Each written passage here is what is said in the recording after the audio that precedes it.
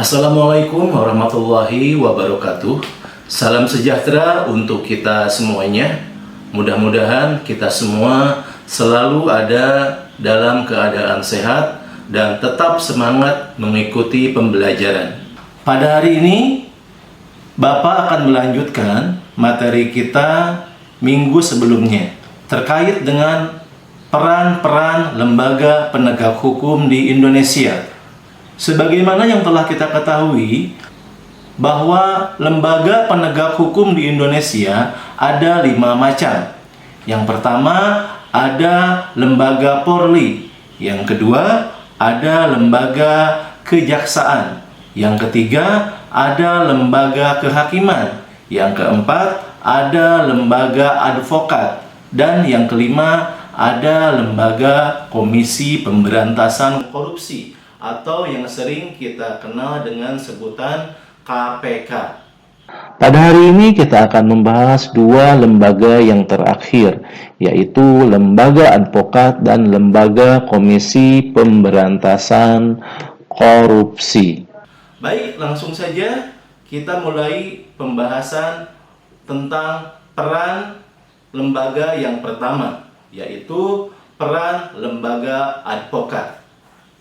Kita masuk ke pengertian advokat. Advokat adalah orang yang berprofesi memberi jasa hukum, baik di dalam maupun di luar pengadilan. Peran advokat di Indonesia diatur dalam Pasal 3 Undang-Undang Republik Indonesia Nomor 18 Tahun 2003 tentang advokat, di mana syarat menjadi advokat yang pertama merupakan warga negara Republik Indonesia, berikutnya bertempat tinggal di Indonesia, selanjutnya tidak berstatus sebagai pegawai negeri atau pejabat negara, berikutnya berusia sekurang-kurangnya 25 tahun, selanjutnya berijazah sarjana yang berlatar belakang pendidikan tinggi hukum. Selanjutnya, lulus ujian yang diadakan oleh organisasi advokat. Berikutnya, magang sekurang-kurangnya 2 tahun terus-menerus pada kantor advokat. Dan berikutnya tidak pernah dipidana karena melakukan tindak pidana kejahatan yang diancam dengan pidana penjara 5 tahun atau lebih. Dan selanjutnya berperilaku baik, jujur, bertanggung jawab, adil, dan mempunyai integritas yang tinggi. Selanjutnya, advokat memiliki tugas-tugas khusus, yaitu yang pertama, membuat dan mengajukan gugatan, jawaban, tangkisan, sangkalan terhadap suatu kasus. Yang kedua, memberi pembuktian dari suatu kasus. Yang ketiga, mendesak segera disidangkan atau diputuskannya suatu perkara.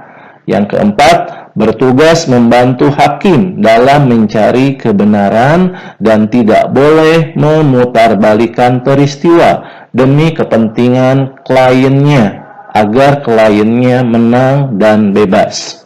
Berikutnya ada hak-hak advokat. Advokat memiliki hak yang pertama, advokat bebas mengeluarkan pendapat atau pernyataan dalam membela perkara. Berikutnya, advokat bebas menjalankan tugas profesinya untuk membela perkara yang menjadi tanggung jawabnya. Selanjutnya, advokat tidak dapat dituntut, baik secara perdata maupun pidana, dalam menjalankan tugas profesinya. Berikutnya, advokat berhak memperoleh informasi, data, dan dokumen lainnya. Berikutnya, advokat berhak atas kerahasiaan hubungannya dengan klien. Dan berikutnya, advokat tidak dapat diidentikan dengan kliennya dalam membela perkara klien. Selanjutnya masuk kepada Kewajiban yang harus dipenuhi oleh advokat.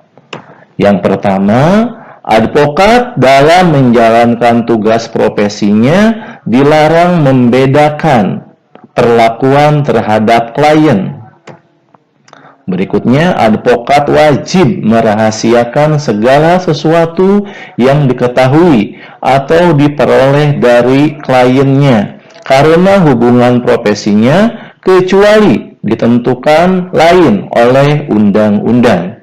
Selanjutnya, advokat dilarang memegang jabatan lain yang bertentangan dengan kepentingan, tugas, dan martabat profesinya.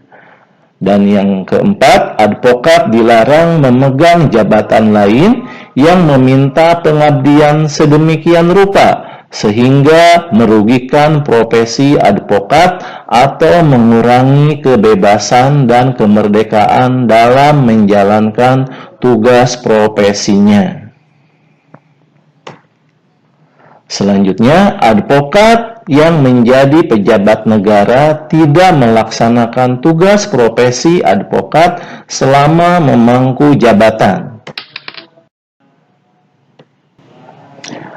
Selanjutnya, kita masuk kepada lembaga penegak hukum yang terakhir, yaitu Lembaga Komisi pemberantasan korupsi atau kita kenal dengan sebutan KPK.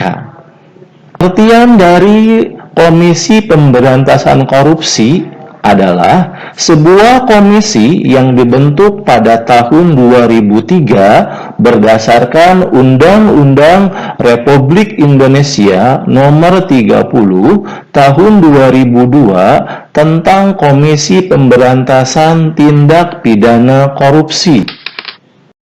Adapun peran Komisi Pemberantasan Korupsi atau KPK, yang pertama terkait dengan tujuan pembentukan KPK, yaitu untuk mengatasi, menanggulangi, dan memberantas tentunya tindak-tindak korupsi. Selanjutnya, tugas Komisi Pemberantasan Korupsi atau KPK yang pertama adalah koordinasi dengan instansi yang berwenang melakukan pemberantasan tindak pidana korupsi. Yang kedua, supervisi terhadap instansi yang berwenang melakukan pemberantasan tindak pidana korupsi. Yang ketiga, melakukan penyelidikan, penyidikan, dan penuntutan terhadap tindak pidana korupsi.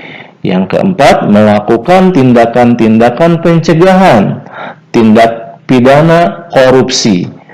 Berikutnya, yang kelima, melakukan monitor terhadap penyelenggaraan pemerintahan negara. Di sini ada contoh dalam tabel 1 tentang tindak pidana korupsi yang ditangani oleh KPK.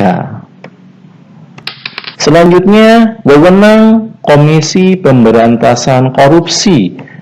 Yang pertama, mengoordinasi penyelidikan, penyidikan, dan penuntutan tindak pidana korupsi.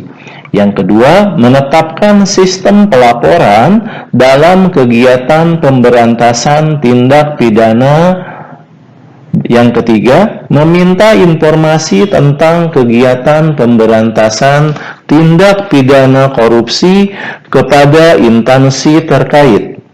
Selanjutnya, melaksanakan dengar pendapat atau pertemuan dengan instansi yang berwenang melakukan pemberantasan tindakan korupsi. Yang kelima, meminta laporan instansi terkait pencegahan tindakan pidana korupsi. Adapun pedoman KPK dalam menjalankan tugas dan wewenangnya, yaitu yang pertama, adanya kepastian hukum. Yang kedua, keterbukaan. Yang ketiga, akuntabilitas atau tanggung jawab. Yang keempat, kepentingan umum. Yang kelima, adanya proporsionalitas. Demikian pembahasan tentang peran-peran lembaga penegak hukum di Indonesia untuk menjamin keadilan dan kedamaian. Mudah-mudahan materi hari ini bisa kalian pahami. Sampai jumpa di pertemuan yang akan datang. Tetap semangat, tetap patuhi protokol kesehatan. Wabillahi taufiq wal hidayah. Wassalamualaikum warahmatullahi wabarakatuh.